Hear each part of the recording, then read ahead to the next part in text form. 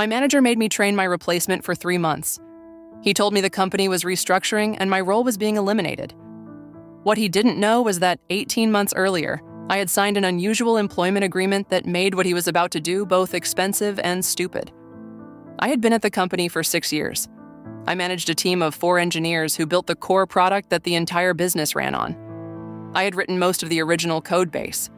I had personally onboarded every engineer on my team. I had, at my boss's request, written the technical documentation that the company used to onboard every new hire in my function.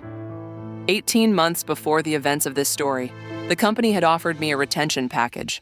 They were worried I would leave because they had heard from a recruiter that I had been contacted by a competitor. I had not actually interviewed anywhere, but I let them worry about it. They offered me a raise, additional equity, and one unusual concession, a specific written agreement that said if I were let go for any reason other than cause within the next 3 years, I would be entitled to 12 months of severance plus the accelerated vesting of all my equity. The total value of this package, had I ever needed to calculate it, was around $400,000. My boss at the time, who had personally signed this agreement, left the company 7 months later to join a different firm. His replacement was a man named Trevor. Trevor was 32, loud, and had been brought in from consulting. He had never written a line of code. He made it clear from his first week that he thought I was overpaid, overvalued, and probably coasting. Over the next year, Trevor slowly reshuffled my team. He hired 2 new engineers who reported directly to him instead of to me. He gave them work that had traditionally been mine. He took me off the roadmap discussions. He stopped inviting me to leadership meetings. Then, one Monday in February, he called me into a conference room. He said, "I want you to meet someone." The person in the room was a man named Alex. Trevor introduced him as a new hire who would be learning from me for the next few months. Trevor told me that the company was restructuring, my role was being consolidated, and they needed Alex to absorb my responsibilities. He did not tell me I was being let go. He asked me with a small smile whether I could be a professional and help with the transition. He said I would be compensated appropriately at the end. I understood immediately what he was doing.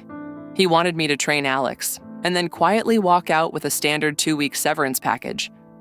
If he asked me directly whether I was being terminated, I might lawyer up, and he did not want that. If he made the transition ambiguous enough, he could buy 3 months of free training out of me before the other shoe dropped. I also understood something else. Trevor had almost certainly not read my employment file. The retention agreement I had signed 18 months earlier was filed under a legacy document system that had since been migrated to a new platform. I knew this because I had helped architect the migration, and I had noticed at the time that several older agreements were not being carried over in their full form. The existence of the agreement was in the file, but the specific terms required a separate request to legal. Trevor, I suspected, did not know. I made a decision. I would train Alex. I would be thorough, professional, and cheerful about it. I would document everything. I would not volunteer anything about my retention agreement. For 3 months, I trained Alex. I gave him every piece of technical documentation. I introduced him to every stakeholder. I walked him through every system. I answered every question he asked. I also quietly did 3 other things. First, I made a personal archive of every email and message related to the transition, including every message where Trevor described my role as eliminated or my departure as the restructuring. Second, I reached out to a former colleague who was now an employment attorney, and I shared the written retention agreement with her. Third, I contacted my former boss, who had signed the agreement, and asked him if he would be willing to testify that the agreement was in force. He said without hesitation, yes. At the end of the 3 months, Trevor called me into the same conference room. He told me that today would be my last day. He slid a piece of paper across the table. It was an offer for 2 weeks of severance. He watched my face, expecting relief or anger or tears. I signed nothing. I said, "I'd like to review this with my attorney first." He laughed. He said, "You don't need an attorney for a standard severance." I said, "I think I do. There's an earlier agreement that may still be in force." His face did something very slight.